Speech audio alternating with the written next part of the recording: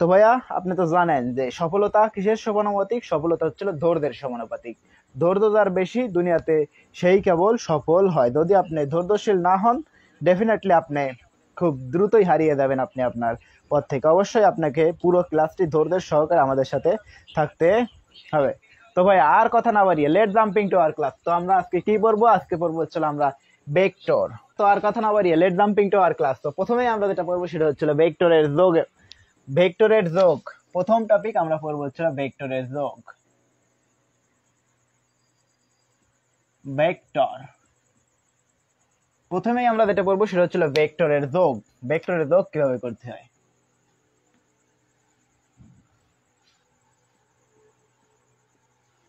Vector যোগ,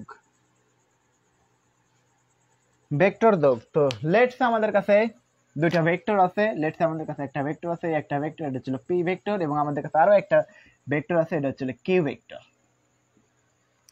তো এই পি এবং কিউ ভেক্টরকে যদি আমরা যোগ করাই, এটা হচ্ছে পি ভেক্টর এবং এটা হচ্ছে কিউ ভেক্টর। পি কিউ কে যদি আমরা যোগ করাই, লেটস আমাদের কাছে আছে পি ভেক্টর যোগ হচ্ছে কিউ ভেক্টর।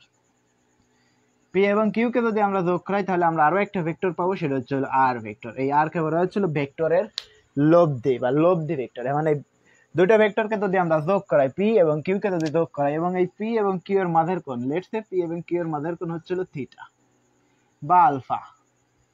যদি আমরা এই দুটোকে যোগ করাই, তাহলে আমরা এদের মাঝ বরাবর একটা লব্ধি পাবো, সেটা হচ্ছে আর আর ভেক্টর।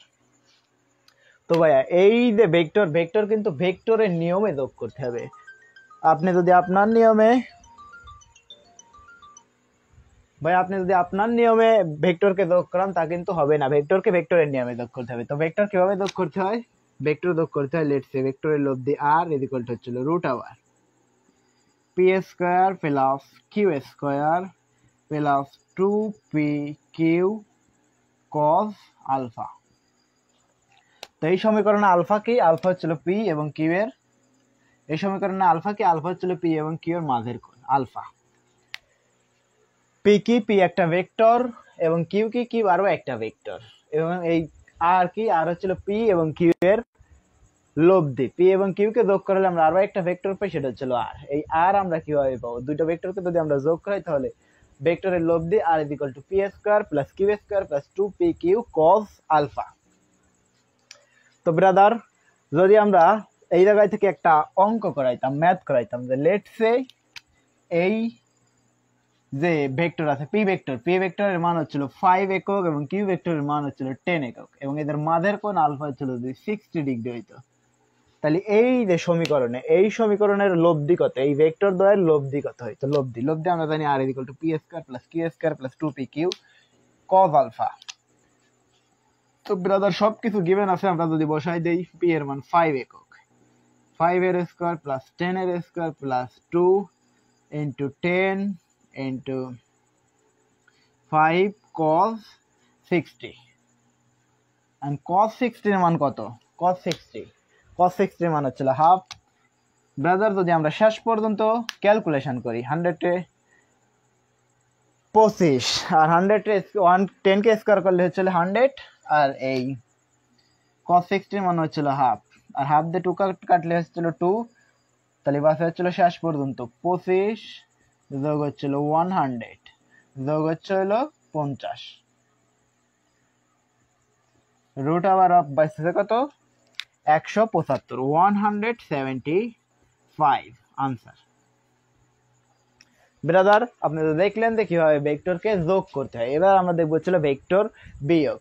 ভেক্টর বিয়োগ কি? ভেক্টর কিভাবে বিয়োগ করতে হয়?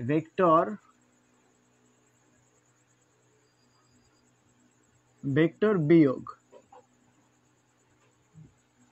তো লেটস সে ঠিক পূর্বের মতোই ভেক্টর কিভাবে বিয়োগ করতে হয়। লেটস আমাদের কাছে দুইটা ভেক্টর আছে, এটা P vector minus Q vector. P একটা ভেক্টর, পি থেকে যদি আমরা কিউ কে ভেক্টরকে বিয়োগ করাই, তাহলে আমরা আরো একটা ভেক্টর পাবো, সেটা হচ্ছে আর ভেক্টর।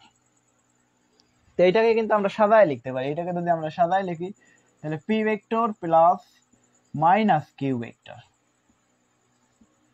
দেখছো না ব্রাদার, আমরা কিন্তু এই P vector plus minus Q vector, এটাকে আমরা একটু সাজায় লিখছি। মাইনাস কিউ ভেক্টর বলতে কি বোঝায়? মাইনাস কিউ ভেক্টর মানে কি? মাইনাস কিউ ভেক্টর মানে হচ্ছিল কিউ এর অপোজিট ভেক্টর বা কিউ এর বিপরীত ভেক্টর। এই মাইনাস কিউ মানে কি? কিউ এর বিপরীত ভেক্টর, বিপরীত ভেক্টর, বিপরীত ভেক্টর বা অপোজিট ভেক্টর। তো লেটস বিষয়টা কেমন? লেটস আমাদের কাছে একটা ভেক্টর ছিল, এটা হচ্ছিল P vector O Q vector. তো কিউ কে যদি আমরা ঘুরায় দেই 180 ডিগ্রি বা ফাই কোণে ঘুরায় দেই, এই যে কোণ, সরল কোণ 180 ডিগ্রি বা ফাই এর সমপরিমাণ কোণে ঘুরায় দেই, তাইলে সেটা ছিল কিউ এর opposite vector, minus Q vector. তো দেখছো না ব্রাদার, শুরুতেই আমাদের কাছে একটা ভেক্টর ছিল, দুইটা ভেক্টর ছিল, একটা ছিল পি ভেক্টর এবং আরেকটা ছিল কিউ ভেক্টর। এখন আমরা এই পি ভেক্টর থেকে কিউ ভেক্টর যদি বিয়োগ করাই, তাহলে এটাকে আমরা সাজায় লিখতে পারি P vector plus minus Q vector. Minus Q vector মানে হচ্ছিল কিউ এর অপোজিট ভেক্টর। অপোজিট মানে যে ভেক্টরটা আমাদের কাছে গিভেন আছে ওই ভেক্টরটাকে পুরো আমরা রিভার্স করব, মানে 180 ডিগ্রি ঘুরাই দেব। তো এই জায়গা থেকে যদি আমরা একটা एग्जांपल নিতাম, লেটস আমাদের কাছে একটা ভেক্টর ছিল এই দিকে পি ভেক্টর, এবং এই জায়গায় আমাদের কাছে আরো একটা ভেক্টর গিভেন ছিল, ভেক্টর এটা ছিল কিউ ভেক্টর, এবং এদের মাঝের কোণ ছিল হচ্ছিল থিটা।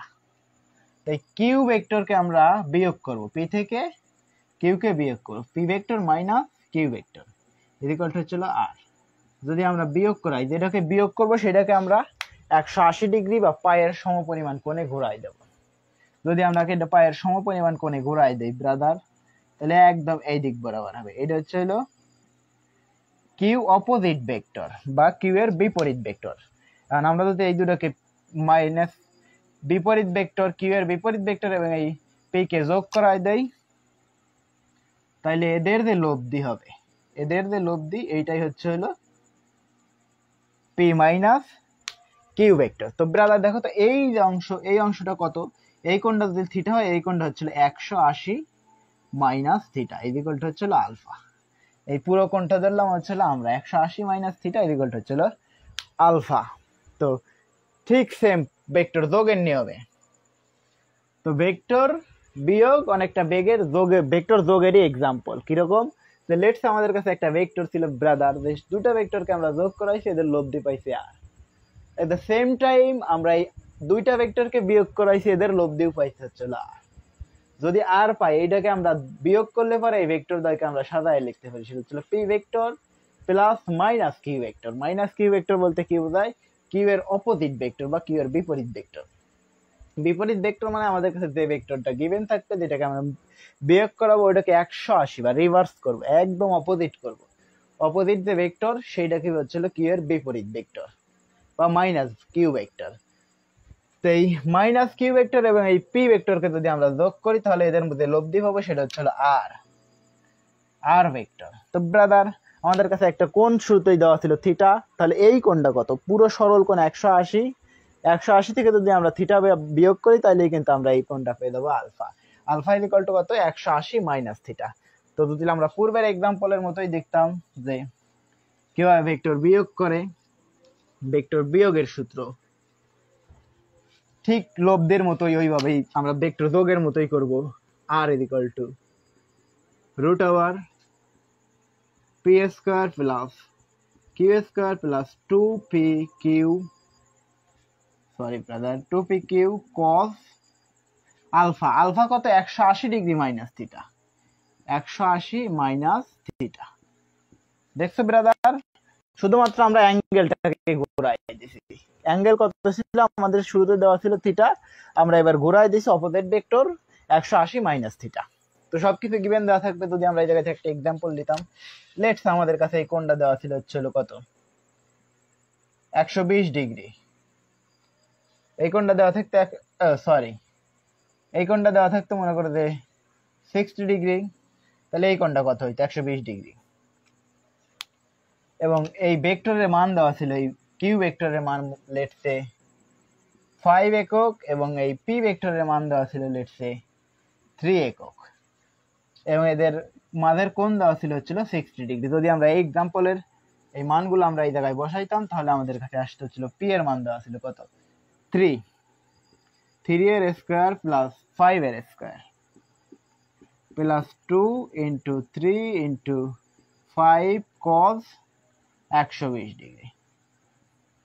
cos 120 ডিগ্রি, cos 120 ডিগ্রির মান কত? cos 60 ডিগ্রির মান দা cos 120 ডিগ্রির মান তাই। cos 60 ডিগ্রির মান কত? cos 60 ডিগ্রির মান হাফ, cos 120 sin 100 cos 120 ডিগ্রির মান হচ্ছে মাইনাস হাফ। তাহলে 5 5 3 3 9 যোগ 25 যোগ মাইনাস হাফ করলে পরে আসতে চাচ্ছিল মাইনাস 3 5 15 মাইনাস 15 মানে 25 আর 9 মাইনাস 15 রুট ওভার অফ 25 আর 9 কত হচ্ছে? 25 আর 9 34, 25 10 আর 9 19 রুট ওভার অফ 19 মানে 25 থেকে 15 বাদ দিলে বাসে 10, 10 এর সাথে 9 যোগ করলে বাসে হচ্ছিল 19 root over of 19। Answer brother, একদম সিম্পলি আনসার। ভাইয়া সবার কিন্তু সবকিছু ওভারঅল সবার সবকিছু বোঝা উচিত। কিভাবে? যে লেটস এর শুরুতে আমাদের কাছে একটা ভেক্টর ছিল, দুইটা ভেক্টর ছিল, একটা ভেক্টর হচ্ছিল পি ভেক্টর এবং আরেকটা হচ্ছিল কিউ ভেক্টর। তো আমরা এই পি থেকে কিউ কে বিয়োগ করাই, যদি পি থেকে কিউ কে বিয়োগ করাই তাহলে আমরা কিভাবে লিখতে পারি? এটাকে আরেকটু সাজায় লিখতে পারি, P vector plus minus Q vector. Minus Q মানে হচ্ছিল কিউ এর বিপরীত ভেক্টর। বিপরীত ভেক্টরকে আমরা 180 ডিগ্রি কোণে ঘোরায় নিছি এবং যেটাকে বিয়োগ করতেছি সেইটাকে অপোজিট করব, মানে 180 ডিগ্রি কোণে ঘোরায় নেব, পায়ের সমপরিমাণ কোণে ঘোরায় নেব। ঘোরায় নিয়ে ওই পি ভেক্টর এবং অপোজিট ভেক্টরকে যোগ করাই দিলেই যে লব্ধি পাবো ওইটাই হচ্ছে হলো P vector minus Q vector. এটা অনেকটা ভেক্টর যোগেরই এক্সাম্পল। তো লেটস আমরা এখানে মান ধরে নিয়েছি আমাদের ইচ্ছা মতো। ব্রাদার তুমি তোমার নিজের ইচ্ছা মতো মান ধরতে পারো। তো শুরুতে আমাদের কাছে একটা ভেক্টর ছিল কিউ, কিউ এর মান ধরছি আমরা 5 একক এবং পি এর মান ধরছি 3 একক এবং এদের মাদের কোণ হচ্ছিল 180 ডিগ্রি ও 60 ডিগ্রি। আমরা সরল কোণ 180 ডিগ্রি, 180 ডিগ্রি থেকে থিটা বাদ দিয়েছি, আলফা পেয়ে গেছি। তো এখন আমরা পুরো ওভারঅল সবকিছু শিখে ফেলছি। এখন আমরা সবকিছু এই জায়গায় বসাই দিচ্ছি 180 ডিগ্রি, সবকিছু ক্যালকুলেশন করলে পর আমরা পেয়ে গেছি হচ্ছিল রুট ওভার 19 একক। ব্রাদার ক্যালকুলেশনে ভুলভাল থাকতেই পারে, তুমি চাইলে সুন্দর মতো সবকিছু ক্যালকুলেশন করে নিতে পারো। এরপরে আমরা যে এক্সাম্পল দেখবো সেটা হচ্ছিল ভেক্টর বিভাজন।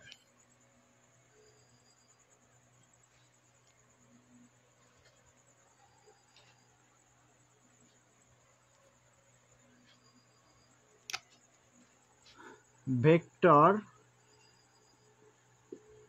বিভাজন,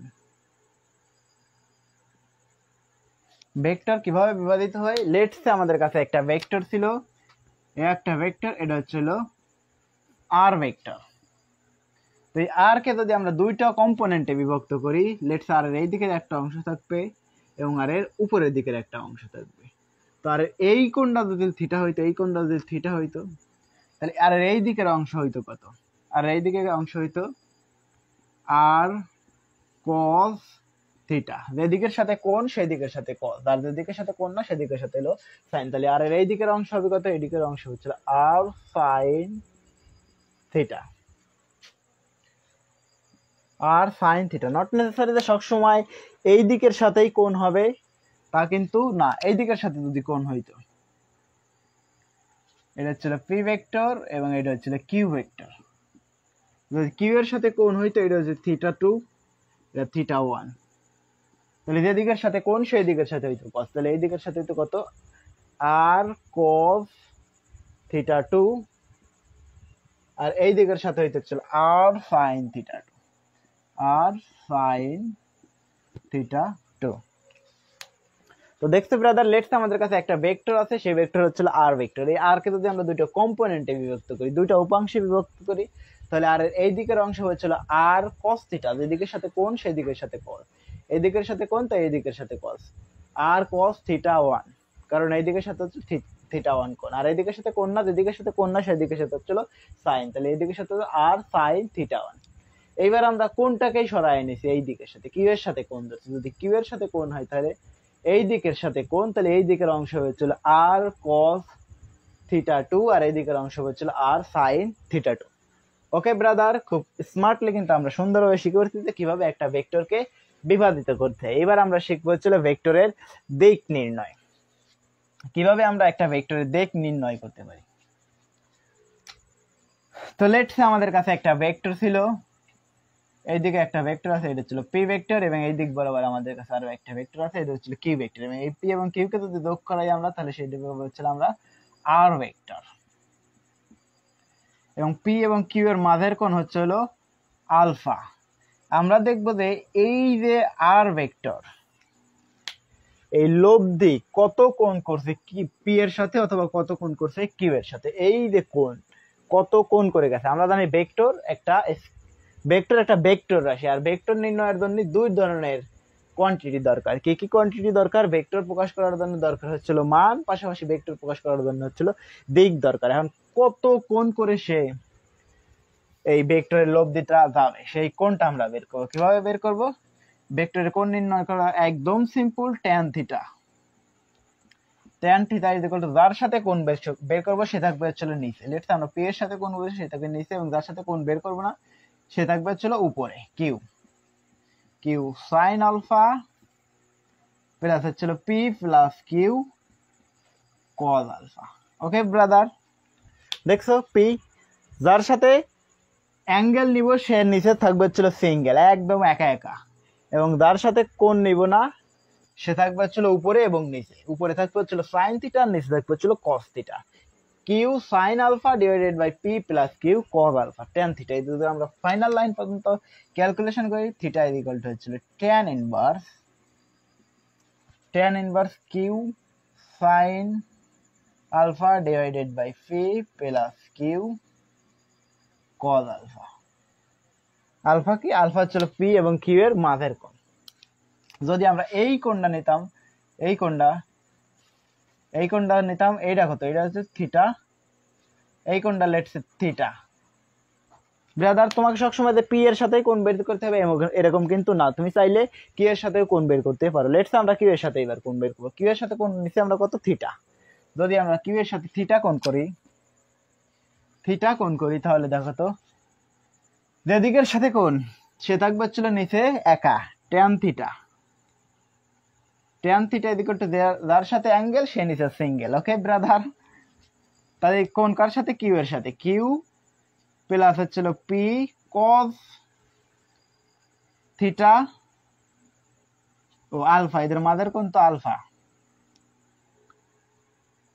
আলফা, এবং হচ্ছিল পি সাইন আলফা। ওকে, সুন্দর মতো কিন্তু আমরা স্মার্টলি বিভক্তকরণ করে ফেলছি যে এই একটা ভেক্টর যদি এদের মাঝ বরাবর যায় সে কত লব্ধি কত হবে, এবং সে কত কোণ করে যাবে, সেটা কিন্তু কত দিক করে, মানে কত কোন দিকের সাথে কত কোণ করে যাবে, খুব সুন্দরভাবে স্মার্টলি আমরা বের করতে ফেলতে পারবো। এই জায়গা থেকে যদি আমরা একটা এক্সাম্পল দেখতাম, লেটস সে এই ভেক্টরের মান হচ্ছিল 5 একক, কিউ এর মান, পি এর মান এবং কিউ এর মান হচ্ছিল 2 একক, এবং লব্ধি কত হইতো? লব্ধি কিন্তু আমরা এর আগেই বের করছিলাম, এবং দিক আমরা বের করব। দিক কত বের করব?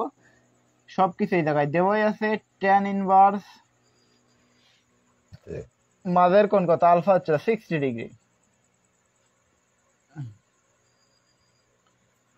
কিউ কত? 2 সাইন 60 ডিভাইডেড বাই 5 প্লাস 2 cos 60। ওকে, ক্যালকুলেশন করলে আমরা পেয়ে যাবো চলো আনসার। ওকে, এতদূর ক্যালকুলেশন করার কোনো দরকার নাই, তুমি চাইলে ক্যালকুলেশন করতে পারো। এবার আমরা দেখবো ব্রাদার, সবার সবকিছু বোঝা উচিত। যদি আমরা বুঝে না থাকি তাহলে আমরা আরো একবার রিপিট করব।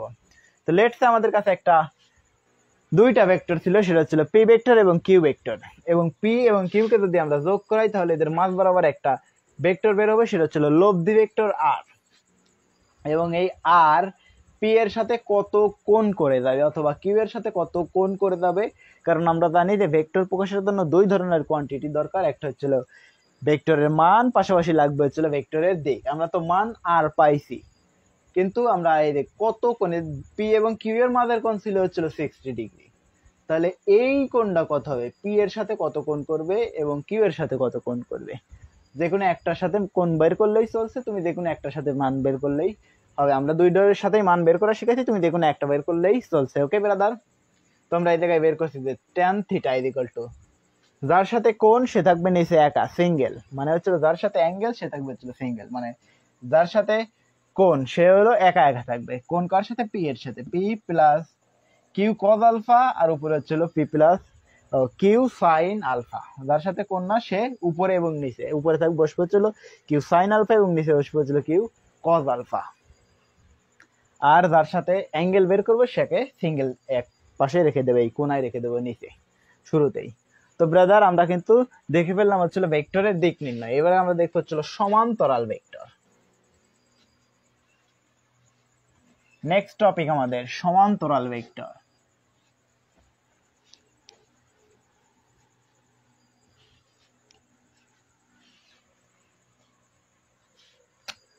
ভেক্টর যোগ, ভেক্টর বিয়োগ, ভেক্টর বিভাজন, ভেক্টরের দিক নির্ণয়। এবার আমরা দেখবো চলো সমান্তরাল ভেক্টর।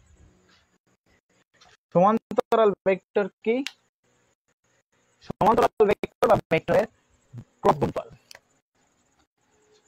তো দুইটি সমান্তরাল ভেক্টর যে সমান্তরাল হবে, ভেক্টর সমান্তরাল হওয়ার শর্ত কি? দুইটা ভেক্টরের ডট গুণফল, এ একটা ভেক্টর এবং বি আরো একটা ভেক্টর, এ এবং বি এর ক্রস গুণফলের মান, এ ভেক্টর এবং বি ভেক্টরের ক্রস গুণফলের মান যদি শূন্য হয় তাহলে ভেক্টর দ্বয় সমান্তরাল হয়। A vector cross B vector is equal to হচ্ছিল A B sine cos theta, A B sine theta, A B sine theta eta cap. দেখছো ব্রাদার, তো এইটাকে আমরা এইভাবে চাইলে প্রকাশ করতে পারি। দুটি ভেক্টর সমান্তরাল হওয়ার শর্ত সেটা হচ্ছিল এদের ভেক্টরের সহগদ্বয়ের অনুপাত যদি আমরা নেই X by B X is equal to হচ্ছিল A Y by B Y is equal to হচ্ছিল A Z by B Z. এই সহগদ্বয়ের অনুপাত যদি সমান হয় অথবা এদের ক্রস গুণফলের মান যদি 0 হয়, মোট দুইটা ওয়েতে কোন একটা দুইটা ভেক্টর সমান্তরাল কিনা তা প্রমাণ করা যায়। সেটা হচ্ছিল দুইটা ভেক্টরের ক্রস গুণফলের মান যদি 0 হয় অথবা দুইটা ভেক্টরের মানগুলো বা সহগের অনুপাত যদি সমান হয়। তো এই আমরা কোনটা দিয়ে ম্যাথ করবো? আমরা সবসময় এটা দিয়ে ম্যাথ করবো, কারণ এটা এমসিকিউতে খুব সহজে আসবে। আমরা যদি এই পুরো বিস্তারটা করতে তাহলে অনেক সময় লাগবে। খুব স্মার্টলি আমরা করবো হচ্ছে এদের সহগদ্বয়ের অনুপাত দ্বারা X by B X is equal to A Y by B Y is equal to A Z by B Z. এইভাবে আমরা বের করে ফেলতে পারবো হচ্ছে একটা ভেক্টরের সমান্তরাল কি না। সমান্তরাল ভেক্টর এ সমান্তরাল বি ভেক্টর হওয়ার শর্ত কি? এ ভেক্টর ক্রস বি ভেক্টরের মান যদি 0 হয় অথবা যদি এরকম হয় যে দুটি ভেক্টরের সহগদ্বয়ের অনুপাত A X by B X is equal to হচ্ছে A Y by B Y is equal to হচ্ছে A Z by B Z. এই সহগদ্বয়ের অনুপাত যদি সেম হয় তাইলেই কেবল ভেক্টর দুইটি সমান্তরাল হয়, সমান্তরাল ভেক্টর হয়। তো ভেক্টরের ক্রস গুণন কিভাবে করে? ভেক্টর ক্রস গুণন A vector cross B vector is equal to হচ্ছে A B sin theta. Brother যদি না বুঝে থাকো তাহলে আমরা আরো একবার রিপিট করব। লেটস সে আমাদের কাছে দুটি ভেক্টর আছে, একটা ছিল এ ভেক্টর আর একটা ছিল বি ভেক্টর। তো আমরা দেখব যে দুটি ভেক্টর আসলে সমান্তরাল কিনা। দুইটি ভেক্টর সমান্তরাল প্রমাণ করার মোট দুইটা অ্যাপ্রোচ থাকে। আমরা দুইটা অ্যাপ্রোচকেই নিছি। প্রথম অ্যাপ্রোচ, দুইটা ভেক্টরের ক্রস গুণফলের মান যদি 0 হয় তাহলে ভেক্টরটা সমান্তরাল হয়, অথবা যদি দুইটা ভেক্টরের সহগদ্বয়ের অনুপাত যদি সমান হয় A X by B X is equal to A Y by B Y is equal to A Z by B Z. সবগুলোর মান দেওয়া থাকবে, একটার মান দেওয়া থাকবে না, ওই একটাকে ধরে সবগুলো বের করতে হবে। যে কোনো দুটো বের করলেই চলছে, ওই এক মানই আসবে সবগুলোতেই। ওকে ব্রাদার, তো তাইলেই আমরা পেয়ে যাবো হচ্ছিল ভেক্টর দ্বয় সমান্তরাল কি না। এবার দেখবো হচ্ছিল আমরা ভেক্টর দ্বয় লম্ব কিনা। লম্ব ভেক্টর, ভেক্টর দ্বয় লম্ব হওয়ার শর্ত দুই ভাবে বের করা যায়। আমরা দুইটা অ্যাপ্রোচ শিখবো। প্রথম অ্যাপ্রোচ, যে দুটি ভেক্টরের ডট গুণফলের মান যদি 0 হয়, দুটি ভেক্টরের ডট গুণ A vector dot B vector is equal to হচ্ছিল এ বি cos থিটা। দুটি ভেক্টরের ডট গুণফল A vector dot B vector is equal to হচ্ছিল A B cos theta into eta cap, eta cap. তো এখন দেখবো যে দুটি ভেক্টর কখন আসলে লম্ব হয়। এ ভেক্টর লম্ব বি ভেক্টর হওয়ার শর্ত কি? প্রথম শর্ত, দুটি ভেক্টরের ডট গুণফলের মান যদি 0 হয়, A vector dot B vector এর মান যদি 0 হয় তাইলে দুটি ভেক্টর লম্ব হয়। কিভাবে? যে দেখো তো cos দুটি ভেক্টরের মাঝের কোণ যদি 90 ডিগ্রি হয় তাইলেই তো কেবল দুটি ভেক্টরের ডট গুণফলের মান 0 হয়। cos 90 এর মান কত? cos 90 এর মান cos 90 এর মান হচ্ছিল কত? 0। ওকে, cos 0 ডিগ্রির মান হচ্ছিল কত? 1, আর cos 90 এর মান কত হচ্ছিল? 0। cos 0 90 ডিগ্রির মান যদি 0 হয় তাহলে পুরো সমীকরণটাই কিন্তু 0 আসছে। cos 90 মানে হচ্ছিল 0, থিটার মান যদি আমরা 90 ডিগ্রি বসাই তাহলে cos 90 এর মান হচ্ছিল 0, পুরো সমীকরণটাই 0। তাহলে দেখছো ব্রাদার, এ বি cos থিটা মানে পুরো সমীকরণটাই 0। দুটি ভেক্টরের ডট গুণফলের মান যদি 0 হয় তাহলে ভেক্টরটা সমান্তরাল হয়। এলো প্রথম approach.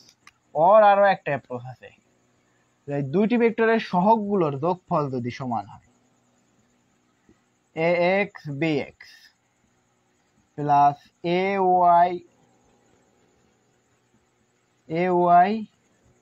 by plus az bz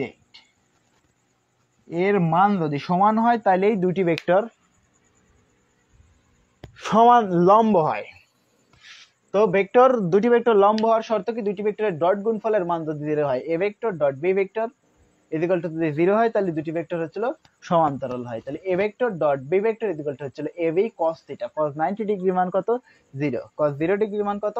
1। cos 90 degree মান যেহেতু 0 তাইলেই কিন্তু আমরা সুন্দর মতো পেয়ে যাবো A vector dot B vector is equal to মান যদি 0 হয় তাইলেই কেবল ভেক্টরটি সমান্তরাল হয়। এ ভেক্টর এবং বি ভেক্টরের মান যদি 0 হয়, ডট গুণফলের মান যদি 0 হয় তাইলেই সেটা লম্ব ভেক্টর হয়।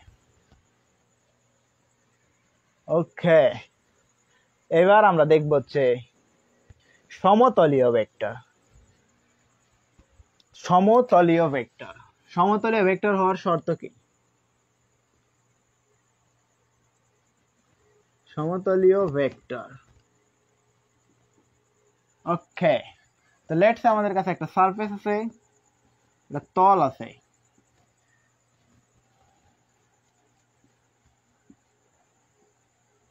এই তলের উপর অনেকগুলো ভেক্টর আছে।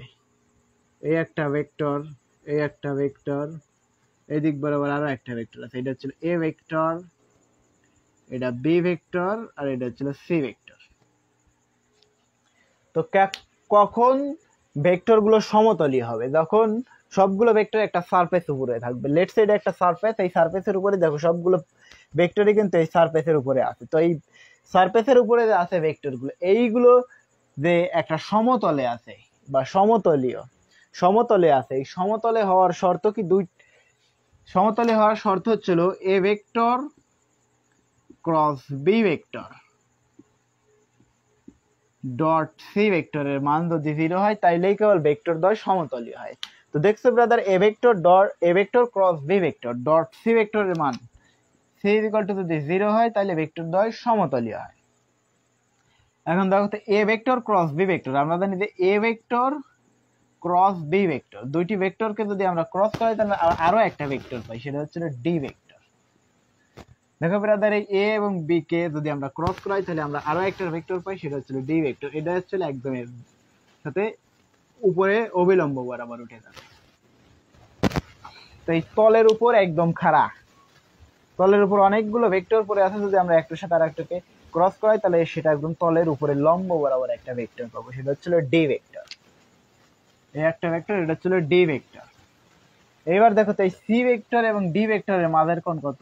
মারলে কিন্তু আমরা সহজেই বুঝতে পারবো সি ভেক্টর এবং ডি ভেক্টরের মাঝের কোণ হচ্ছিল 90 ডিগ্রি। যদি কোনো দুইটি ভেক্টরের মাঝের কোণ 90 ডিগ্রি হয় তাইলেই কেবল ভেক্টর দ্বয় সমতলীয় হয়। তাহলে দেখছো আমরা কিন্তু বের করে ফেলছি যে D vector dot C vector equal to যদি 0 হয় তাহলে এই ভেক্টর দ্বয় সমতলীয় হয়।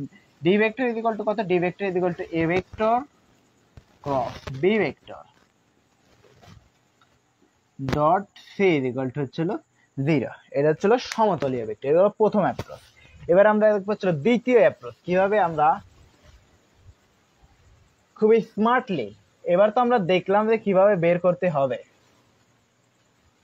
এবার আমরা দেখেই বলে ফেলতে পারবো যে কোনটা সমতলীয় ভেক্টর আর কোনটা অসমতলীয় ভেক্টর, একদম স্মার্টলি খুব সুন্দরভাবে দেখে ফেলবো যে আমাদের কাছে মোট 3টা ভেক্টর ছিল এ বি সি। এই ভেক্টর গুলো দ্বারা গঠিত ম্যাট্রিক্সের ডিটারমিনেন্ট যদি 0 হয় অথবা এই ভেক্টর গুলো দ্বারা গঠিত নির্ণায়কের মান যদি 0 হয় তাইলেই কেবল ভেক্টর দ্বয় সমতলীয় হয়। কিভাবে ভেক্টর গুলো দ্বারা গঠিত ম্যাট্রিক্স আমরা কিভাবে বের করবো সেটা হচ্ছিল ax ay az bx by bz আর হচ্ছিল cx cy আর হচ্ছিল cz। এই যে সবগুলো ভেক্টরের সহগ দ্বারা গঠিত ম্যাট্রিক্সের নির্ণায়কের মান যদি 0 হয় তাইলে এই ভেক্টর দ্বয় সমতলীয় হয়। সমতলীয় ভেক্টর আমরা দেখেই বলে দিতে পারবো যে এই ভেক্টরটা সমতলীয় কি না। তো কিভাবে বলে দিতে পারবো? তো তুমি যদি এই সবগুলো ভেক্টরের যে সহগগুলো আছে সহগগুলো ইনপুট দিয়ে এইটার নির্ণায়ক যদি আমরা বের করি তাইলেই আমরা প্রথমে x নেব, bx নেব, cx নেব, অথবা আমরা কলাম বরাবর করতে পারি অথবা সারি বরাবর করতে পারি। তুমি ম্যাট্রিক্স খুব সুন্দরভাবে শিখে ফেলবে তোমার ম্যাথ ক্লাসে। অথবা এই জায়গায় আমরা কলাম অপারেশন করতে পারি, রো অপারেশন অথবা কলাম অপারেশন। কিভাবে করে সেটা?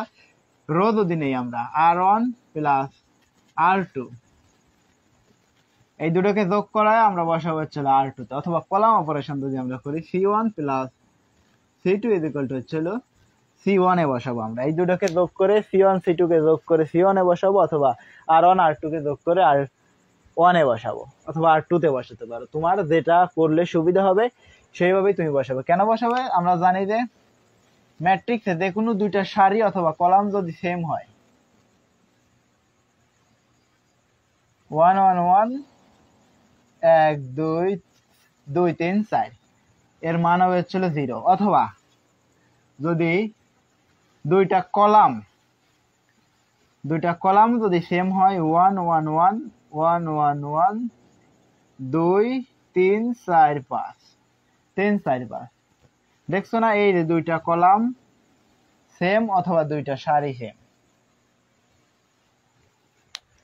আমরা জানি যে ম্যাট্রিক্সের দুইটা রো অথবা দুইটা সারি যদি সেম হয় তাহলে তাদের নির্ণায়কের মান কিন্তু 0 হয়। তোমার পুরোটা বিস্তার করতেই হবে না, তুমি দেখবে যে কারে কারে যোগ করলে কারে পাওয়া যায়। তুমি দেখেই খুব সুন্দরভাবে বলতে পারবে যে এটা সমতলীয় কি না। এই গেল আমাদের সবগুলো কনসেপ্ট সমতলীয় ভেক্টর বের করার নিয়ম। এবার আমরা দেখবো ছিল আপেক্ষিক বেগ। আপেক্ষিক বেগ মানে একটা ভেক্টর বিয়োগের এক্সাম্পল আপেক্ষিক বেগ। তো ব্রাদার সবার সবকিছু কিন্তু বোঝা উচিত। আমরা কিন্তু দুইটা অ্যাপ্রোচ বের করি, অ্যাপ্রোচ নিতেই। যদি তুমি বুঝতে না পারো, বুঝতে কষ্ট হলে তোমাকে একটু স্কিপ করে পিছনে ব্যাকে নিয়ে যাও, আবার দেখতে হবে ব্রাদার। ওকে, তবে আমরা এগিয়ে যাবো সামনের দিকে।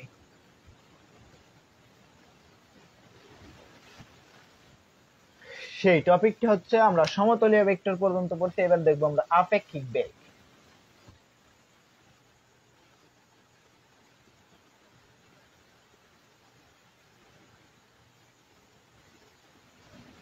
আপেক্ষিক বেগ, তো আপেক্ষিক বেগ কি? আপেক্ষিক বেগ মানে হচ্ছিল রিলেটিভ একটা থেকে আরেকটা বেগে, ভি কম্পারেবল সি বা বি উইথ রেফারেন্স সি। তো আমরা এগুলো ভেক্টর পড়ছি, আমরা এগুলো পড়বো হচ্ছে মডার্ন ফিজিক্সে পড়বো যে যদি একটা প্রসঙ্গ কাঠামো থেকে আরেকটা প্রসঙ্গ কাঠামো ভি বেগে, ভি উইথ রেফারেন্স সি বা ভি কম্পারেবল উইথ সি, আলোর কাছাকাছি বেগে যদি দূরে সরে যায় তাইলেই কেবল এগুলো কাজ করে। তো এই জায়গায় তো অত কিছু না, এই জায়গা স্মার্টলি শুধু দেখবো আমরা কিভাবে আপেক্ষিক বেগ কাজ করে। তো আপেক্ষিক বেগ কি? আপেক্ষিক বেগ বের করার একদম স্মার্ট ওয়ে আছে। আপেক্ষিক বেগ স্মার্ট ওয়ে হচ্ছিল velocity of truck with reference bus. এইটাকে প্রকাশ করা হয়েছিল যার বেগ তাকে আগে রাখবো velocity of truck with reference bus, ট্রাকের বেগ বাসের সাপেক্ষে। যে আগে থাকবে তার বেগ আর যে পরে থাকবে তার সাপেক্ষে। তাহলে কে আগে আছে? ট্রাক আগে আছে আর বাস পরে আছে। এটাকে কিভাবে বলতে হয়? Velocity of truck with reference bus, অথবা বাসের বেগ ট্রাকের বেগ বাসের সাহায্যে, ট্রাকের বেগ বাসের সাহায্যে, অথবা velocity of truck with reference bus, এইভাবে প্রকাশ করতে হয়। তো এই জায়গায় থেকে আমরা সবসময় মনে রাখবো যে সমীকরণ কথা বলে, সমীকরণ কথা বলে। ওকে ব্রাদার, সমীকরণ কথা বলে। তো এই জায়গা থেকে যদি আমরা একটা এক্সাম্পল নেই, এক্সাম্পল, তো লেটস সে আমাদের কাছে এটা ছিল এক্স অক্ষ, ওয়াই অক্ষ, এটা ছিল পূর্ব, ম্যাপের সবসময় উপরের দিক থেকে উত্তর, এটা ছিল পশ্চিম, এটা ছিল দক্ষিণ। লেটস সে পশ্চিম দিকে একটা বাস 20 মিটার পার সেকেন্ড বেগে ছুটছে, এবং বাসওয়ালা দেখলো যে এই উত্তর পশ্চিমের সাথে 60 ডিগ্রি কোণ করে একটি truck, velocity of truck with reference bus কত? মনে করো যে 10 মিটার পার সেকেন্ড বেগে যাচ্ছে, 10 মিটার পার সেকেন্ড বেগে যাচ্ছে। আমাদের কোশ্চেন হচ্ছিল ট্রাকের প্রকৃত বেগ কত? ট্রাকের প্রকৃত বেগ কত? ট্রাকের প্রকৃত বেগ কত? আমরা যদি ট্রাকের প্রকৃত বেগ বের করতে চাই, দেখছো না ব্রাদার কিভাবে বের করতে হয়? Velocity of truck with reference bus. ট্রাকের বেগ থেকে আমরা বাসের বেগ বের করবো। তো আমরা চাই হচ্ছিল ট্রাকের বেগ বের করতে। ট্রাকের বেগ যদি আমরা বের করতে চাই, velocity of truck with reference bus equal to হচ্ছিল ভেলোসিটি অফ ট্রাক মাইনাস হচ্ছিল ভেলোসিটি অফ বাস, যার সাপেক্ষে তাকে ঘুরাই দিয়ে যোগ করতে হয়, অনেকটা ভেক্টর বিয়োগের মতো। the velocity of truck plus minus velocity of bus, ওই velocity of bus, তাই আমরা পড়ে হচ্ছিল velocity of bus of truck, velocity of truck with reference bus। তো আমাদের দরকার হচ্ছিল velocity of truck is equal to হচ্ছিল এটাকে এই মোড়ে নিয়ে আসলে যোগ হয়ে যায় velocity of truck with reference bus plus হচ্ছিল velocity of bus। তো শুধুমাত্র এই দুটোকে যোগ করাই দিতে হবে। এই দুটোকে যদি আমরা যোগ করাই দেই তাহলে মাঝ বরাবর একটা লব্ধি পেয়ে দেবো, সেটা হচ্ছিল আর। তো ভেক্টর যোগ কিন্তু আমরা মাত্রই শিখছি ভেক্টর কিভাবে যোগ করতে হয়, এবং এদের মাঝের কোণ কত, এদের মাঝের কোণ কত হবে সেটাও কিন্তু আমরা খুব স্মার্টলি, খুব সুন্দরভাবে একটু আগেই আমরা শিখছি। ব্রাদার যদি তোমার বুঝতে কষ্ট হয় তবে আমরা আরো একবার দেখবো এটা কিভাবে এমনটা করতে হয়।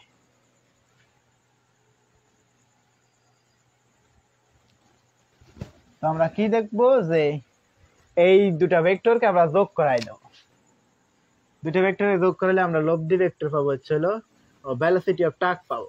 Velocity of truck is equal to root over of velocity of truck with reference bus whole square plus হচ্ছিল velocity of bus whole square plus 2 velocity of bus velocity of truck bus cos কত 60 degree.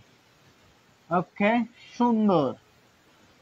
এই পেয়ে গেলাম হলো আমরা ট্রাকের বেগ। আর এইবার আমরা দেখবো এটা কত কোণ করে যাবে, কারণ আমরা জানি যে ভেক্টর প্রকাশের জন্য দুই ধরনের কোয়ান্টিটি দরকার, মান দরকার, পাশাপাশি দিক দরকার। যদি আমরা দিক বের করতে চাই তাহলে tan theta is equal to যার সাথে কোণ সে থাকবে হচ্ছিল নিচে। কার সাথে কোণ নেব আমরা? লেটস সে এই দিকের সাথে কোণ নেব, বি এর সাথে। Velocity of B bus plus velocity of bus with reference truck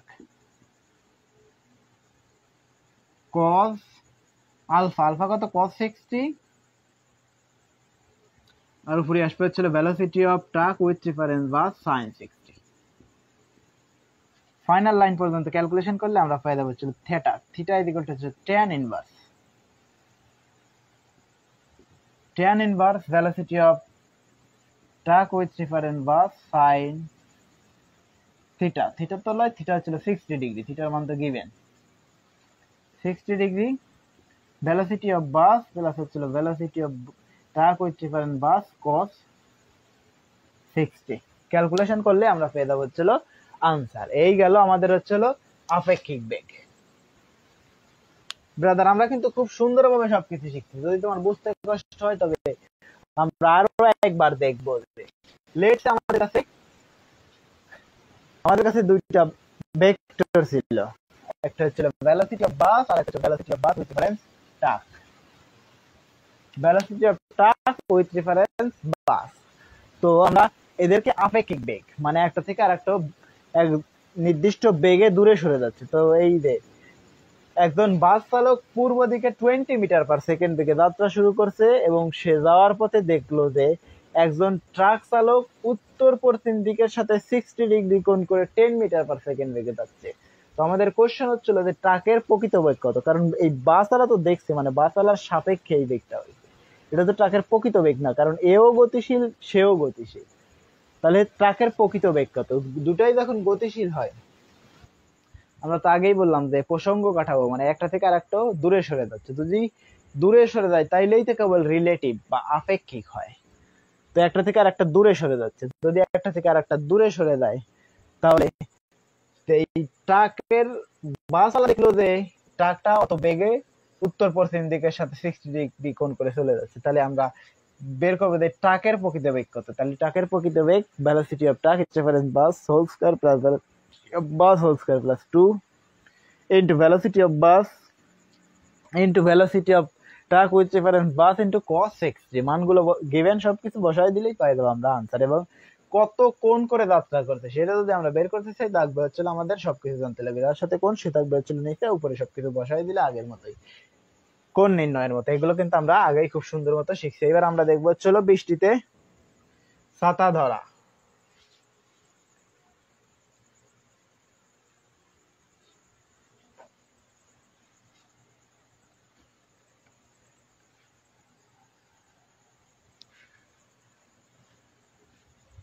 বৃষ্টিতে ছাতা ধরা, বৃষ্টিতে ছাতা ধরা কি যে আমরা দেখছো না ব্রাদার অনেক সময় বৃষ্টি পড়ে এবং বৃষ্টির সাথে বাতাসও বয়, তখন আমরা ছাতা ধরি বৃষ্টি থেকে বাঁচার জন্য। তো বৃষ্টিতে ছাতা ধরার জন্য কত অ্যাঙ্গেলে কিভাবে ধরলে আমরা বৃষ্টি থেকে বাঁচবো, তো সেইগুলো আমরা শিখবো হচ্ছিল ফিজিক্সের মাধ্যমে। বৃষ্টিতে ছাতা ধরা,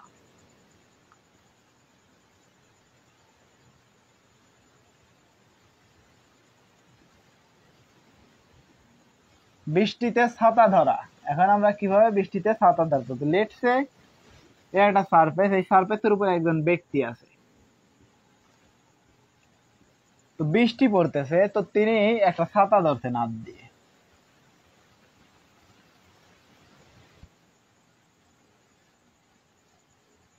একটা ছাতা তিনি হাত দিয়ে ধরছেন,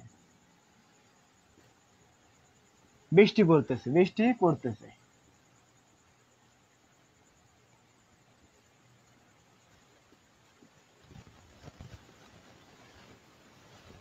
কিন্তু এই ব্যক্তি কিন্তু স্থির, এই ব্যক্তি গতিশীল না। যদি এই ব্যক্তি গতিশীল হইতো তাইলে কি হইতো দেখো ব্রাদার, যদি ব্যক্তি গতিশীল হইতো তাহলে বৃষ্টির ফোঁটা এবং সে যদি এই খারাপভাবে ছাতি ধরতো তাহলে বৃষ্টির ফোঁটা এসে তার মাথার উপর পড়তো, কারণ বৃষ্টির ফোঁটা যখন তার কাছে এসে পৌঁছাইতো সে নিজে গিয়ে এই জায়গায় যে বৃষ্টির ফোঁটাগুলো পড়ছে সে নিজে গিয়ে এদেরকে ছুঁয়ে দিত, নিজে গিয়ে এই বৃষ্টির ফোঁটাগুলোকে ছুঁয়ে দিত, দ্যাটস ওয়াই সে ভিজে দিত, সে নিজে গিয়ে এই বৃষ্টির ফোঁটাগুলোকে ছুঁয়ে দিত। কারণ কিছু সময় পরে তো আর সেই জায়গায় থাকবে না, যদি সে গতিশীল হইতো সে আর তো এই জায়গায় থাকবে না, কারণ এখন যে জায়গায় আছে সেই জায়গার বৃষ্টিগুলোকে সে ছাতি দিয়ে আটকাইছে।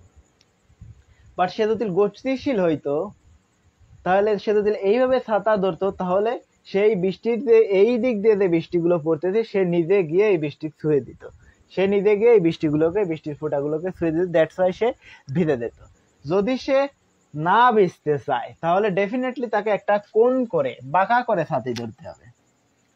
তো এই বিচারা এই ব্যক্তি বৃষ্টি থেকে বাঁচতে চায়, তো বৃষ্টি থেকে বাঁচতে চাইলে ডেফিনেটলি তাকে একটা কোণ করে ছাতা ধরতে হবে। কেন কোণ করে ছাতা ধরতে হবে, দেখো ব্রাদার যে তার মাথার উপর তো এখনো বৃষ্টি আছে, সে যদি গতিশীল হইতো তার মাথার উপর যে বৃষ্টিটা পড়বে কি সময় পরে মাথার উপর যে বৃষ্টিটা পড়বে সেই সময় তো আর সেই জায়গায় থাকবে না, সেই সময় সে এই জায়গা থেকে সরে এই জায়গায় পৌঁছে যাবে। এই জায়গায় পৌঁছে যাবে। আর সে যখন এই জায়গায় পৌঁছাবে তার আগেই তো সেই বৃষ্টিগুলোকে আটকায় রাখছে। দ্যাটস ওয়াই সে যদি গতিশীল হইতো এবং সে যদি বাঁকা করে ছাতা ধরতো, এই বৃষ্টির ফোঁটাগুলোকে সে আগেই ঠেকা দিত এবং সে গতিশীল হইলে সে আর ভিজতো না। আর কারণ সে যে এই যে বৃষ্টির ফোঁটাগুলো তার মাথার উপরে পড়ার কথা ছিল, সে কিন্তু আর ঠিক সময় পরে এই জায়গায় থাকতো না, সে একটা বেগে এই জায়গায় সরে আসতো। আর তখন যে এই জায়গায় সে আসতো সেই ফোঁটাগুলোকে সে আগেই ছাতা দিয়ে আটকায়া রাখছে। দ্যাটস ওয়াই সে ভিজবে না। কারণ তুমি দেখছো যে বৃষ্টিতে যখন বাতাস বয় তখন বৃষ্টির ফোঁটাগুলো অনেকগুলো কাত হয়ে আসে, তখন তোমাকে ছাতাটা অনেক অ্যাঙ্গেলটা উঁচু নিচু করতে হয় বৃষ্টি থেকে বাঁচার জন্য। তো এইগুলো আমরা দেখবো যে কিভাবে আসলে বৃষ্টি থেকে কত অ্যাঙ্গেলে ছাতা ধরলে কত বেগে বৃষ্টি আসলে সেটা থেকে আমরা বাঁচতে পারবো। তো চলো let jumping to our class. তো সবগুলোকে আমরা একটা ভেক্টরে প্রকাশ করব। যে লেটস সে ওই সাইকেল আরোহী বা বাইকার এই দিকে চলছে বি বেগে, ভেলোসিটি অফ সাইকেল, এবং বৃষ্টি পড়তেছে নিচের দিকে, velocity of rain, velocity of rain, এবং বাতাস বইতেছে, বাতাস নেই, আমরা শুধু বৃষ্টি এবং রেইন নিয়ে কাজ করতেছি। যদি সে গতিশীল হয় এইদিকে, সাইকেল আরোহী এইদিকে গতিশীল এবং বৃষ্টি নিচের দিকে পড়তেছে, তো velocity of cycle with reference bus আমরা তো একটু আগেই শিখছি। এবং আমরা তো জানি যে এই বৃষ্টিতে ছাতা ধরতে হলে যে যার সাপেক্ষে তাকে ঘুরাই দিয়ে যোগ করে দিতে হবে। সাপেক্ষকার সাইকেল আরোহীর সাপেক্ষে, সাইকেল আরোহীকে আমরা ডিরেক্ট ঘুরাই দেব অনেকটা বিয়োগের মতো। ভেলোসিটি অফ সাইকেল, দেখছো ব্রাদার, এবং এদের যে মাঝের কোণ, এই কোণটা দেখছো, এই কোণটাই তো সেই থিটা।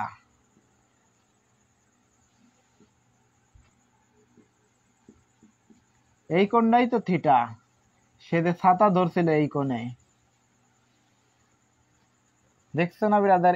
এই কোণ আর এই কোণ সেম কোণ, এই ছাতার কোণ আর এই কোণ সেম কোণ, তো এই কোণটাই তো আমাদের বের করতে হবে, theta. Theta velocity of rain আর ভেলোসিটি অফ সাইকেল, যার সাপেক্ষে সবসময় তাকে ঘুরাই দিয়ে যোগ করে দিতে হবে। কার সাপেক্ষে? সাইকেল ওলার সাপেক্ষে। সবকিছু আমরা চিন্তা করব এই সাইকেল চালক বা সাইকেল আরোহীর সাপেক্ষে। তো সাইকেল আরোহী যদি যার সাপেক্ষে তাকে ঘুরাই দিয়ে যোগ করে দিতে হবে। সাপেক্ষকার সাইকেল আরোহীর, সাইকেল আরোহীকে যদি আমরা ঘুরাই দেই অপোজিট মানে 180 ডিগ্রি কোণে ঘুরাই দেই, তাহলে এর বিপরীত ভেক্টর পাবো হলো মাইনাস ভেলোসিটি অফ সাইকেল। তো এইটারে ঘুরাই দিলে আমরা পেয়ে যাবো হলো থিটা। এই থিটা আমরা কিভাবে বের করবো? থিটা ইজ ইকুয়াল টু হচ্ছে tan ইনভার্স tan থিটা। ওকে,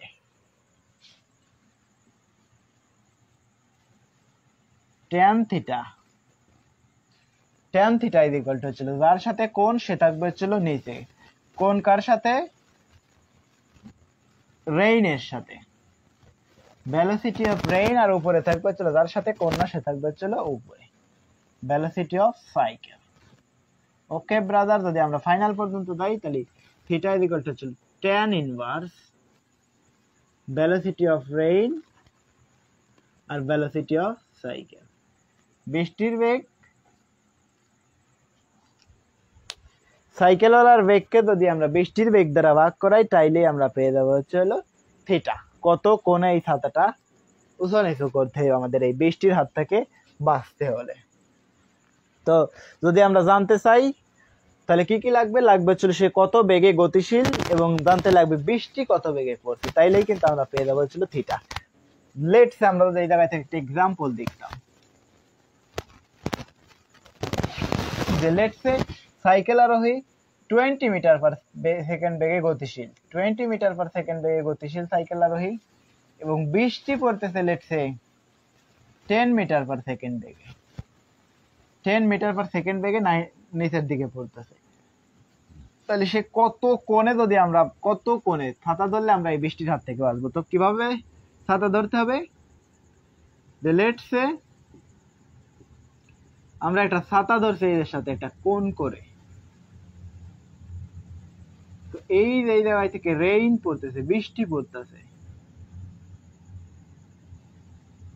আমরা একটা বেগে এইদিকে গতিশীল, বৃষ্টি তো পড়তেছে, তো আমরা যদি গতিশীল থাকি তো এই বৃষ্টিটা আসে আমাদের মাথায় পড়ার কথা, বাট আমরা তো আর এই জায়গায় এই বৃষ্টিতে যখন এই জায়গায় পৌঁছাবে, এই বৃষ্টির ফোঁটাটা যখন এই জায়গায় পৌঁছাবে তখন তো আমরা এই জায়গায় থাকবো না, তখন আমরা এই জায়গায় পৌঁছে যাব। যদি আমরা এই জায়গায় পৌঁছে যাই, এই জায়গাতে বৃষ্টি পড়ার কথা ছিল সেটাকে আমরা আগে থেকেই আটকায় রাখছি, দ্যাটস ওয়াই আমরা ভিজবো না। এবং এই আগে থেকেই আটকায় রাখছি এবং সে কত কোণে আমরা আটকায় রাখছি এবং কত বেগে বৃষ্টি ছিল সেই কোণটা আমরা নির্ণয় করবো, কত কোণে আমরা ছাতাটা ধরছিলাম। তো আমরা দিয়ে রাখছি সাইকেল আরোহীর বেগ ছিল 20 মিটার পার সেকেন্ড এবং বৃষ্টি পড়তেছিল, রেইনের ভেলোসিটি ছিল 10 মিটার পার সেকেন্ড। আমরা দেখবো হচ্ছিল কত কোণে আমাদের ছাতা ধরতে হবে। আমরা জানি tan থিটা উপরে হচ্ছে হলো যার সাথে কোণ সে থাকবে হচ্ছিল নিচে ভেলোসিটি অফ রেইন, আর উপরে থাকবে হচ্ছিল ভেলোসিটি অফ সাইকেল। ওকে, আমরা বের করবো হচ্ছিল theta, theta is equal to হচ্ছে tan inverse velocity of rain, আর উপরে থাকবে হচ্ছিল velocity of cycle. Okay, tan inverse velocity of cycle 20 আর ভেলোসিটি অফ রেইন হচ্ছিল কত 10, 20 দিয়ে 10 কাটলে হচ্ছিল 2, tan ইনভার্স 2, এটা হচ্ছিল আমাদের কোণ থিটা। ওকে ব্রাদার, যদি তোমার বুঝতে কষ্ট হয় তবে আমরা আরো একবার দেখব যে কিভাবে এই কাজগুলো করতে হয়। লেটস সে একজন ব্যক্তি তিনি গতিশীল, ভি বেগে সামনের দিকে গতিশীল এবং বৃষ্টিও পড়তেছে, রেইনের ভেলোসিটি, বৃষ্টি পড়তেছে সামনের দিকে। এবং সে যদি বৃষ্টি থেকে বাঁচতে চায় তাহলে তাকে কত কোণে ছাতা ধরতে হবে। সেটা কি হবে যে বৃষ্টি পড়তেছে, সোজাসুজি তার মাথার উপরে বৃষ্টি পড়ার কথা এবং সে ভিজে যাওয়ার কথা, বাট সে একটা বেগে গতিশীল হওয়ার কারণে বৃষ্টির ফোঁটা যখন তার মাথার কাছে পৌঁছাবে তখন সে আর এই অবস্থানে থাকবে না, সে কিছুটা সরে এই অবস্থানে পৌঁছাবে, এ থেকে সরে সে বিতে পৌঁছাবে।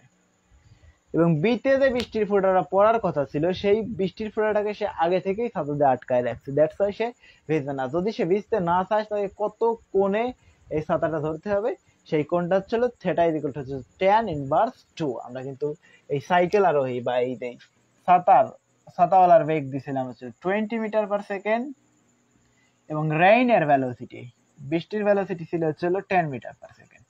Velocity of rain is equal to হচ্ছে 10 মিটার পার সেকেন্ড। ওকে, আমরা পেয়ে গেছি চলো theta is equal to tan inverse 2।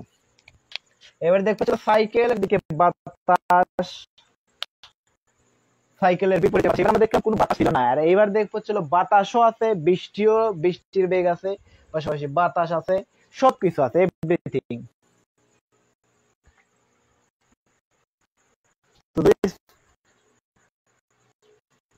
বাতাস থাকে তাহলে কি হবে? তো লেটস সে আমরা এক্সাম্পলটা নেমেছিল সাইকেল আরোহীর দিকে গতিশীল, বাতাস ওই দিকে গতিশীল, মানে হচ্ছিল বাতাসের দিকে সাইকেল বা সাইকেলের দিকে বাতাস।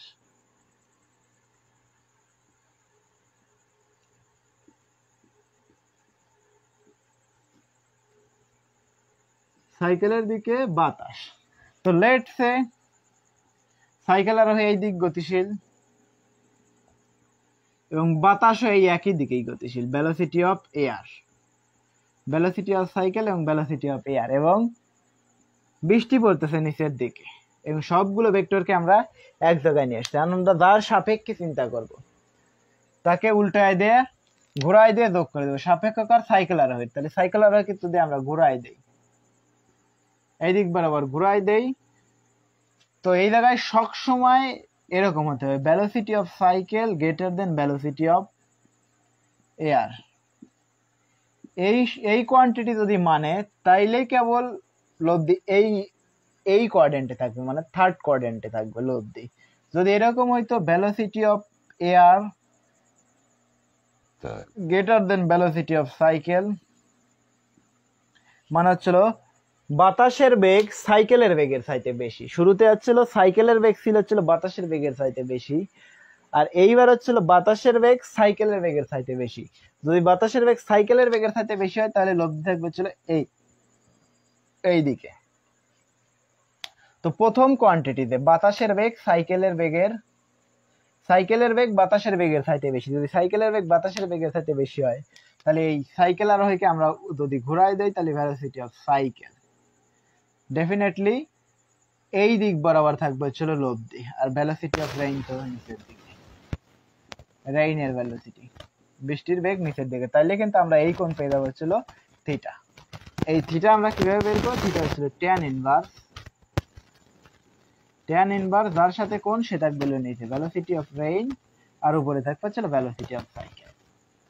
এই গেল প্রথম কোয়ান্টিটি। যদি এরকম হইতো যে বাতাসের বেগ সাইকেলের চাইতে বেশি, তাইলে কিন্তু এই সাইকেল আরো এই দিক থাকতো, লেটস সে বাতাসের বেগ এই দিকে হচ্ছিল 10 মিটার পার সেকেন্ড এবং সাইকেল আরোহীর বেগ এই দিকে হচ্ছিল 8 মিটার পার সেকেন্ড এবং বাতাসের বেগ এই দিকে হচ্ছে 10 মিটার পার সেকেন্ড। দেখো তো এই 10 কে কিন্তু ভেঙে এরকম লেখা যায় 8 প্লাস 2 মিটার পার সেকেন্ড। তো এই 8 আর এই 8 মিলে এটাকে টেনশন দেবে বা টান দেবে, এরা দুইজন এই 8 মিলার কারণে এই জায়গায় একদম স্থির থাকবে বস্তু। 8 আর 8 বাকি যে 2 আছে, 2 এই 2 এর কারণে পুরো সিস্টেমটা এইদিকে সরে যায়, তার মানে এর লব্ধি আসবে হচ্ছিল এই কোয়াড্রেন্টে, মানে পুরো সিস্টেমটা এই দিক থাকবে।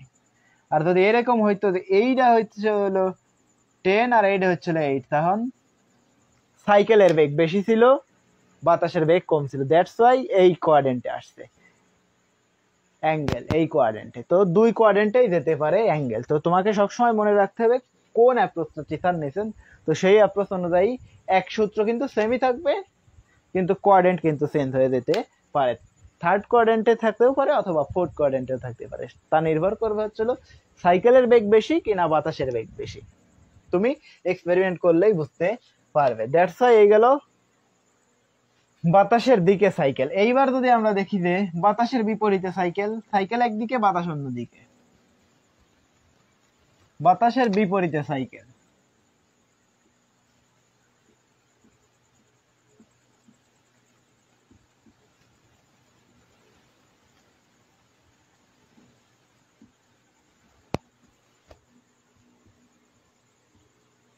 বাতাসের বিপরীতে সাইকেল, লেটস সে এই দিক যাচ্ছে সাইকেল আর ভেলোসিটি অফ সাইকেল, বাতাসের বেগ এই দিকে ভেলোসিটি অফ এয়ার, এবং রেইনের ভেলোসিটি তো সবসময় নিচের দিকে velocity of rain.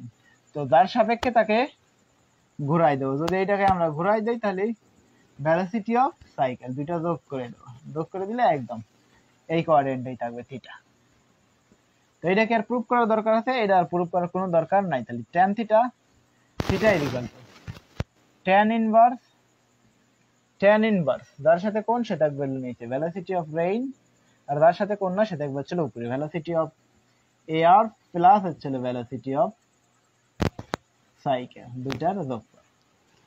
Okay brother, খুবই স্মার্টলি কিন্তু আমরা সবকিছু শিখে ফেলছি। এবার ছিল বাতাসের দিকে সাইকেল, বাতাসের বিপরীতে সাইকেল, এবং বাতাস যদি না থাকে তখন কি ধরনের কোয়ান্টিটি গুলো আমাদের হাতে থাকবে। সব ধরনের কোয়ান্টিটি আমরা একসাথে সবগুলো শিখে ফেলছি। এবার আমরা দেখবো হচ্ছিল নদী এবং নৌকা, একদম মেজর কনসেপ্ট। এই জায়গায় থেকে এইচএসসি তে কোশ্চেন আসার সম্ভাবনা একদমই হাই।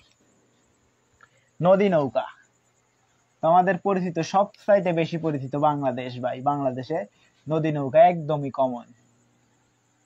খুব ছোট্টবেলায় যদি তুমি গ্রামে বড় হও তাহলে তোমার খুব সুন্দর মনে আছে যে বাংলাদেশটা কত সুন্দর নদীমাতৃক একটা দেশ। জায়গায় খুব ছোট্টবেলায় থেকে আমরা শিখে আসছি যে বাংলাদেশ নদীমাতৃক দেশ, যে দেশে অহরহ নদী আছে। বাংলাদেশের সবচেয়ে বড় নদী পদ্মা নদী। ওকে ব্রাদার, তবে এইবার আমরা দেখবো ছিল নদী নৌকা। এটা আমাদের আজকে লাস্ট টপিক, নদী নৌকা।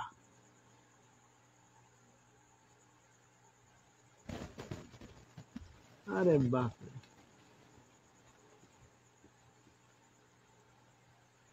নদী নৌকা।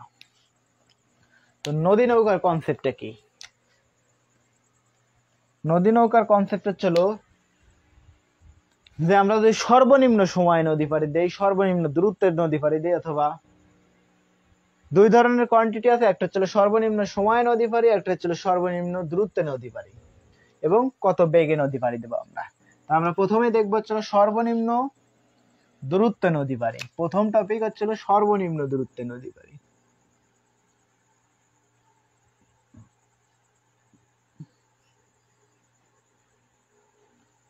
সর্বনিম্ন দূরত্বে নদী পাড়ি।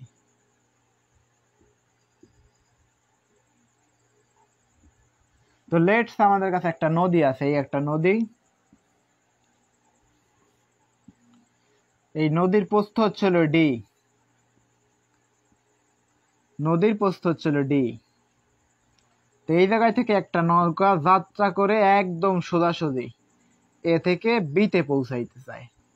এ থেকে যদি বিতে পৌঁছাইতে চায় ডেফিনেটলি তাকে এই দিক বরাবর একটা কোণ করে যাত্রা শুরু করতে হবে, এবং নৌকার বেগ হচ্ছিল ভি, এবং নদীতে স্রোতের বেগ, এই নদীতে একটা স্রোত আছে, এই নদীতে স্রোতের বেগ হচ্ছে হলো ইউ। তাহলে এই যে নৌকার বেগের দুইটা অংশ থাকবে, এই দিকের একটা অংশ থাকবে এবং এই দিকের অংশ থাকবে, এই কোণটা হচ্ছে আলফা। এই কোণটা যদি আলফা হয় তাহলে এই কোণটা কত হবে, 100 মাইনাস আলফা হচ্ছিল থিটা, এই কোণটা হচ্ছে থিটা।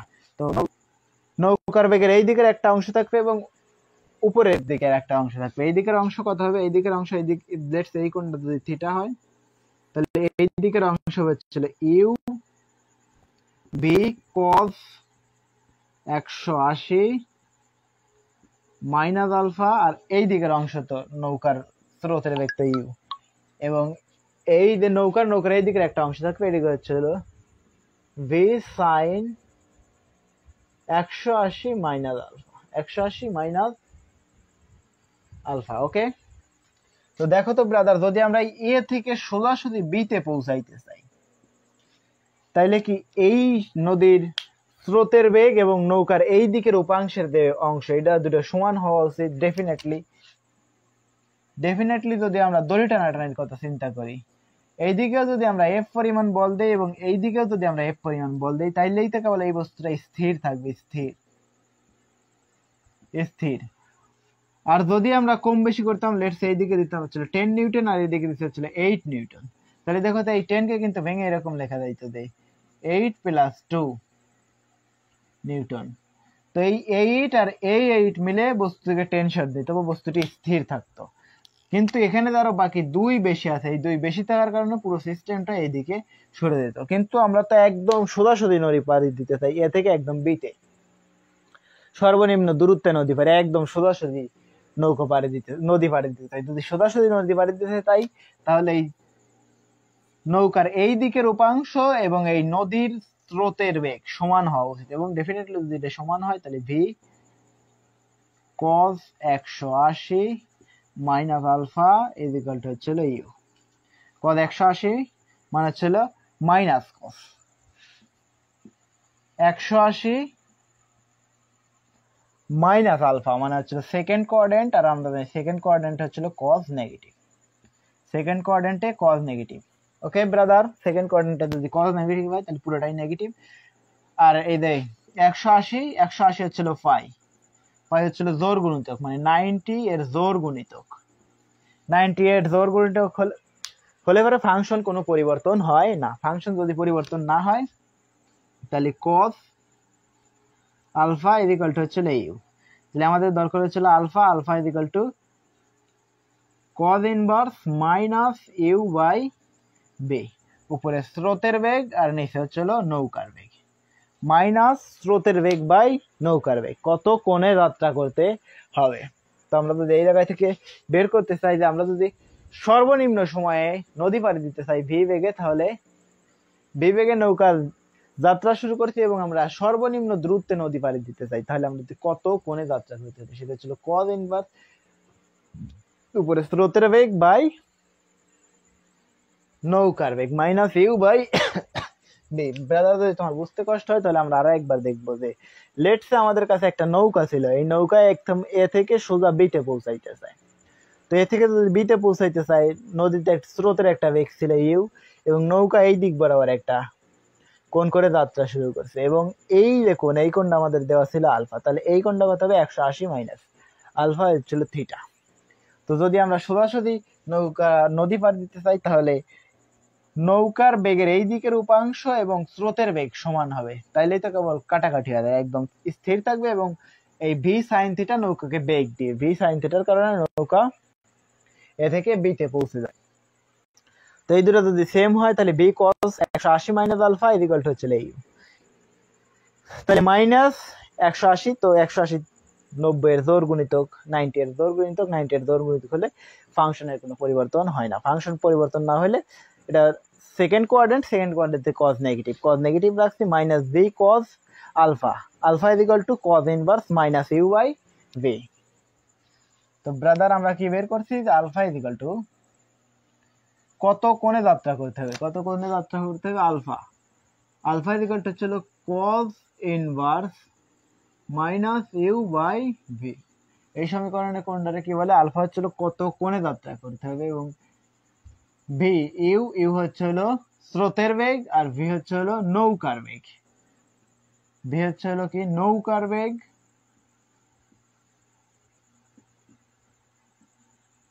আর ইউ হচ্ছে হলো স্রোতের বেগ।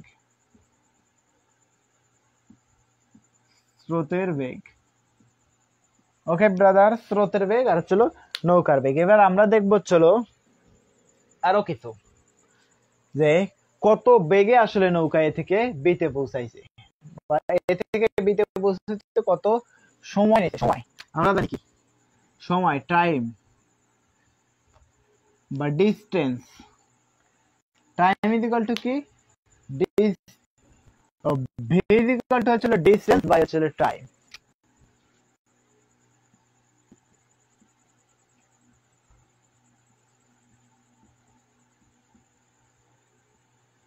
ডিস্টেন্স বাই হচ্ছে টাইম। ভেলোসিটি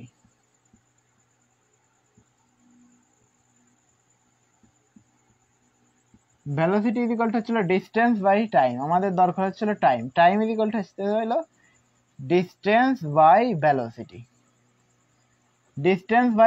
তো নদীর প্রস্থ কত ছিল ডি এবং ভেলোসিটি কত ছিল sine alpha. V sine alpha. তো নদী পার হওয়ার সময় টি ইজ ইকুয়াল টু হচ্ছিল D by V sine alpha. নদী পার হওয়ার সময় টি ইজ ইকুয়াল টু হচ্ছিল D by V sine alpha. এখন যদি আমরা সর্বনিম্ন সময়ে নদী পাড়ি দিতে চাই, সর্বনিম্ন সময়ে নদী পাড়ি,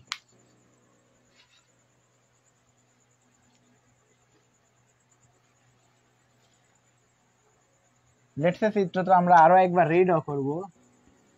যদি আমরা একদম সর্বনিম্ন সময়ে নদী পাড়ি দিতে চাই, তাহলে আমরা দেখছো কি আমরা পাইছি টি ইজ ইকুয়াল টু হচ্ছে D by V sine alpha. এই সাইন এবং টি এর মাঝে সম্পর্ক কি, t x proportional 1 by V sine alpha, ব্যস্ত আনুপাতিক সম্পর্ক। টি কে যদি আমরা মিনিমাম করতে চাই তাহলে এই আলফা এর ম্যাক্সিমাম ভ্যালু নিতে হবে। আলফা এর ম্যাক্সিমাম ভ্যালু নিলে আমরা টি এর মিনিমাম ভ্যালু পাবো। আমরা সাইন আলফা এর ম্যাক্সিমাম ভ্যালু কত, সাইন আলফা এর ম্যাক্সিমাম ভ্যালু হচ্ছিল 1 কত, সাইন কত ডিগ্রি মান অন, সাইন 90 ডিগ্রি মান অন। যদি আমরা একদম সর্বনিম্ন সময়ে নদী পাড়ি দিতে চাই তাহলে আমাদের কত কোণে যাত্রা করতে হবে, সেটা হচ্ছিল 90 ডিগ্রি। যদি 90 ডিগ্রি কোণে আমরা যাত্রা শুরু করি তাহলে নদী পাড়ি দেওয়ার সময় টি ইজ ইকুয়াল টু হচ্ছিল ডি বাই ভি। নদীর প্রস্থকে নৌকার বেগ দেওয়া ভাগ করালেই আমরা পেয়ে যাবো হচ্ছে হলো সর্বনিম্ন সময়ে নদী পাড়ি দেওয়ার টাইম, একদম মিনিমাম টাইম পেয়ে যাবো। নদীর প্রস্থকে নৌকার বেগ দ্বারা ভাগ করালে আমরা মিনিমাম সময় পেয়ে যাবো। তো আমরা কি শিখলাম, আমরা শিখলাম হচ্ছে সর্বনিম্ন সময়ে নদী পাড়ি, সর্বনিম্ন নদী পাড়ি, এবং আমরা শিখলাম হচ্ছে হলো নদী পাড়ি দেওয়ার সময় কত, টি ইকুয়াল টু হচ্ছে D by V sine alpha. এর কারণে এই দিক বরাবর নৌকা যাত্রা শুরু করছিল, এই দিক ভি। তো ভি এর এই দিকের একটা উপাংশ ছিল, এটা ছিল ভি কজ 180 মাইনাস আলফা, আরে বাপরে 180 মাইনাস আলফা, আর এই দিকের অংশ ছিল ভি সাইন 180 মাইনাস আলফা। তো সাইন 180 মাইনাস আলফা, তো সাইন 180 মাইনাস আলফাকে সাইন আলফা লেখা যায়, সাইন আলফা। কি কারণে, কারণ সেকেন্ড কোয়াড্রেন্টে sine positive, sine theta positive, তো সাইন পজিটিভ আর 180 তো পাই, 90 এর জোর গুণিতক সাইন আলফা লেখা যায়, ডিরেক্ট সাইন আলফা। তাহলে টি ইজ ইকুয়াল টু হচ্ছে D by V sine alpha. V sine alpha বেগে নদীর এই নৌকাটা গতিশীল থেকে এ থেকে বিতে পৌঁছাইতে ছিল সাইন আলফা বেগে। নৌকা এ থেকে বিতে পৌঁছাইতে ছিল সাইন আলফা বেগে। তো আমরা কিন্তু সবকিছু পড়ে ফেলছি, ওভারঅল সবকিছু পড়ে ফেলছি। কি কি পড়ছি আমরা, যদি আমরা একবার সামারাইজ করি ভাইয়া, আমরা পৃথিবী ভেক্টর যোগের সূত্র ওভারঅল সবকিছুই শিখে ফেলছি। তো আজকের ক্লাস এই পর্যন্তই। সকলেই ভালো থাকবেন এবং সুন্দর থাকবেন। দেখা হবে পরবর্তী কোনো দিন আর পরবর্তী কোনো ক্লাসে। তারা পর্যন্ত সবাই ভালো থাকবেন, সুস্থ থাকবেন এবং কোনোভাবে ট্রেস করা যাবে না। Tata, bye bye, see you, take care. তো আজকের ক্লাস এই পর্যন্তই।